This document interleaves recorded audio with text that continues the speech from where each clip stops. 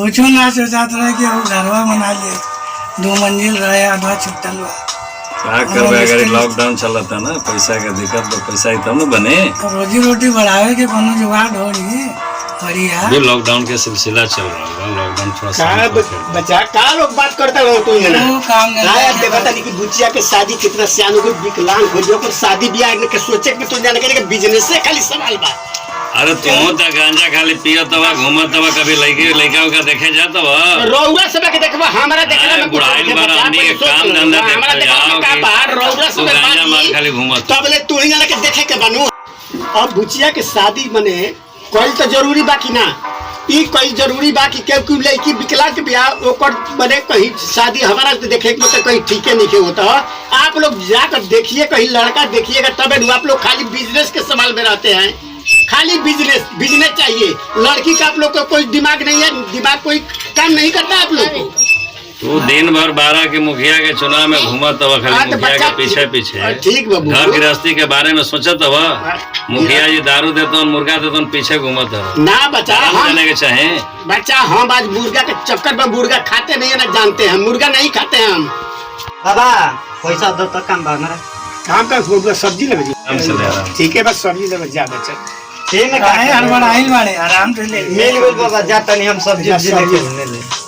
जा सिगरेट पी लेता नहीं जी का जाल तन पानी लावता प्यास लगल बा बाबूजी का पानी मंगा तो सही एक हाथ से विकलांग यही सब कहा था रौला के पहले बियाह कर दो। अरे लड़की के हो जाए तू 12 के कहता हो कि पहले ओकरे बियाह हो। हाँ तो ज्यादा टेक रही अपना घरे चल जाए बाद में लड़का फैका के हो शादी हो जाए तो ओकर झंझट ना रहे कहां बाजल बियाह बुझाते नहीं है बुझाते नहीं है। बैठ घूमे कहां कोई रहे कि टीवी देखत रहे ना बाबूजी झाड़ू लगावत रहनी सब इतना देर लागलो पानी लाने तो विकलांग बिया तो ना लगी देरी विकलांग बिया की टीवी देखत हो टीवी ना हर दिन टीवी पर व्यस्त बिया विकलांग बिया बढ़िया से पढ़ी तक नौकरी चाकरी जो तो बढ़िया एगो तो अपने विकलांग हो गइल बिया की शादी बियाह करे में बड़ी प्रॉब्लम होता जोड़ी के जात है पापा बता कसाई है बुढ़ाऊ आवा का तलके बोला था लॉकडाउन में सन के बिजनेस के हाल ही है भइल बा कैसे होई तो किस्मत फूट गल के विकलांग बेटी मन करेला को घरे में से लगा दी जो जाके खाली सोच खाली दम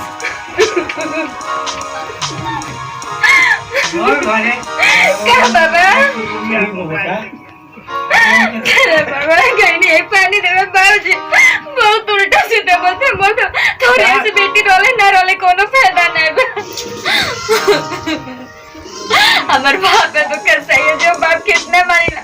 एगो हाथ लूला को जैसे बाप हमें क्या कह देता जब अपने घर के ही आदमी बाबा ऐसे बोली तो बाहरी इंसान का कही तो का बता के का तरह बोलल बच्चा बाबूजी पानी मांगत रहा अच्छा पानी देवे तो का कहत रहम भागे से कोनो काम लायक रह के भाई अल्लाह तो बात बता तो ऐसे तो हो विकलांग तो होगा तो पहले सोचा तहां तो उन्हें कहनी कि शादी ब्याह के पहले देखल जाओ शादी ब्याह यदि लड़की के हमारा हो जाई तो हम सब निरोग सब हमार परिवार हो जाई पहले तो शादी कल जरूरी बाकी ना हमरा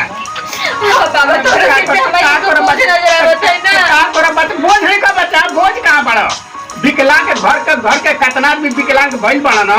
तो बोझ लड़की ना ओकसन कहबहू ओकरो तो हिस्सा कुछ बलुए एक धरती पर एक बकनिया में ओकरा हिस्सा बात है कहबहू लड़बे तो कहबो हिस्सा मिल बच्चा रोने के कोई जरूरत नहीं है। ई पहले सोचो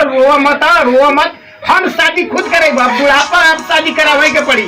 मान लू कब सब नाच पर नाच हम कितना शादी करा चुकनी और तोहरो शादी हम कराई ई सवाल लिखे कि ना करे बच्चा वो लोग कहते कि रोज नहीं था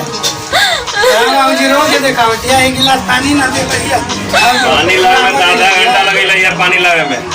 ये करे के जिंदगी में लेके तो धोत रहिया जाओ। हां बाबूजी तोरे सिर पे हमें ज्यादा बोझ पड़ बाटी ना और क्या काम धाम करे लिसना टीवी देखबिस मोबाइल दिन भर देखबिस अब क्या करी बाबूजी कहां जाके तू धस के मर जाई तू डटाइल ने इतना बोलत है तोरा इतना शौक बात जाके डूब मर कहां बाबूजी तू बाप मत कसाई है जाके डूब मर जो तू चाह तो जाओ जाके मर हेलो भैया चलो एक तो माई जलते से मर गई माई के मुंह नहीं देखने को बाप के साया हुआ भाई के तो भाई तो निकल गई निकम्मा को बाप के साया हुआ तो बाप कैसे बोला था कहाँ जाता है? सब तो लोग चाहते हैं चाचा हम घर दूर छोड़ के चल जाएं। तो जो भाई तो चले जाते हैं हम वाले कौन सा मैं तो घूम के चल आई थोड़ा ही दूर से। हाँ देखो रोज के ये नाटक लगा ना। अपन मातारी के कीड़े का करिए घर दोबारा लौट के ना आए पर जान वाले दे दे। ज्यादा खिसेंगे तुरंत चल आई। हाँ 1 आध घंटे में घूम के भाग गए। दावत ना रहले के बाद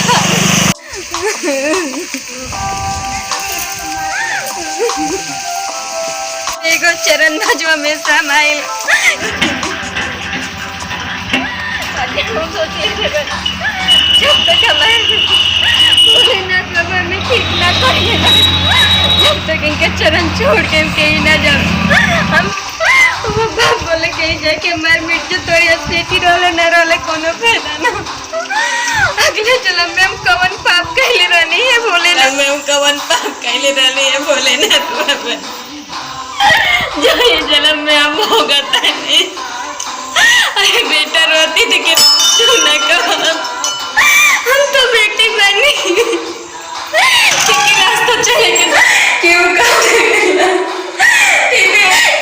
चले के ऊपर ना लगे क्यों देवले ने प्यार दिल उलाई कोनो काम नहीं कि नहीं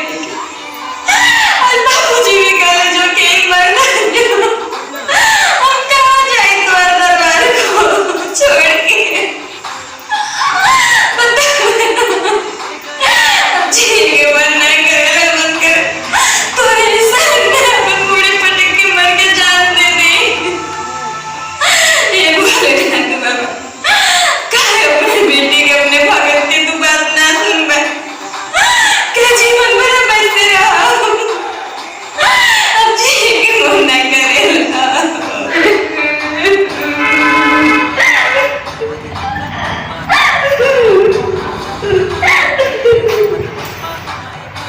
पूजा की थारी हम तो आरती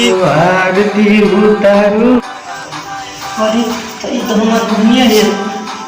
दीदी दीदी यहाँ दूर का कब रोल हुआ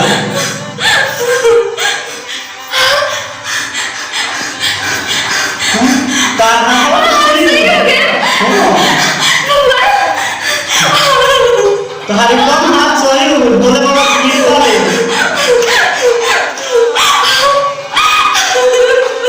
बाबा की कृपा से आप सब काम ठीक हो मनोकामना ता भोले बाबा पूरा कर देला काहे रो बता हम कब न सोचे काहे की भीख लगती तू ऐसे ही कर दे हम तो मर गए सुन लेना अच्छा चाहिए सबके को हम भीख लगते हैं हम सही हो गए बनी हमारे हाथ में हम दोनों हाथ से काम हो सकेला देखा ठीक बा भोले बाबा के आशीर्वाद ले लो चलो